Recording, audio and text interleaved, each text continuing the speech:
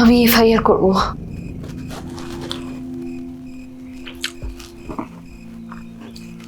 কিসের এফআইআর? আমার মেয়ে পালিয়েছে? না, রেপড। জল খাবেন? জামাল, না, জল লাগবে না। ও, চেটে টেনে বসুন। কোথায় ঘটেছে ঘটনাটা? ওই মোড়ের মাথার পার্কে। কখন? 9:30, 9:45। 9:30? হিরি, তো অত রাতে পার্কে আপনার মেয়ে কি করছিল? অদ্ভুত ব্যাপার। যাই হোক, এটা কে বা কারা ঘটিয়েছে আপনার কাউকে সন্দেহ হয়? না, জানি না। মেয়ে যখন বাড়ি থেকে বেরোয় তখন আপনাকে বলেছে সে কোথায় যাচ্ছে? না। মেয়ে 9:30টার সময় পার্কে কি করছিল সেটা আপনি জানেন না। মেয়ে বাড়ি থেকে বেরোনোর সময় কোথায় যাচ্ছি, কেন যাচ্ছি, আপনাকে কিছুই বলে যায়নি।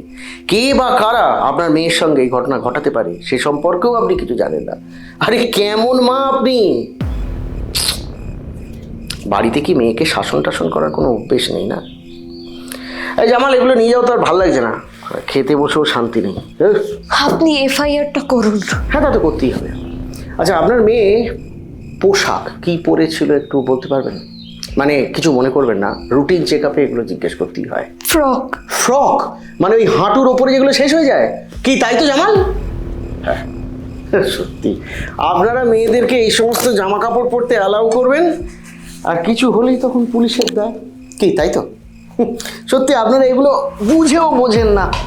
বাপরে, এইসব জামা কাপড় পরে বাইরে বেরোলে ছেলেদের মন তো কি বলি বলুন। আবার আপনারাই বলবেন পোশাক দিয়ে একটা মেয়েকে জাজমেন্ট করলে চলবে না। তারপর প্রতিবাদ, মিটিং, মিছিল, না না।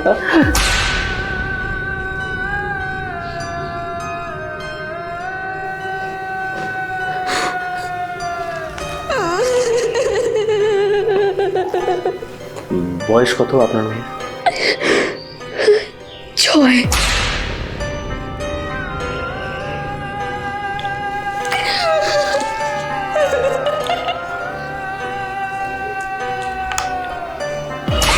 জল খান।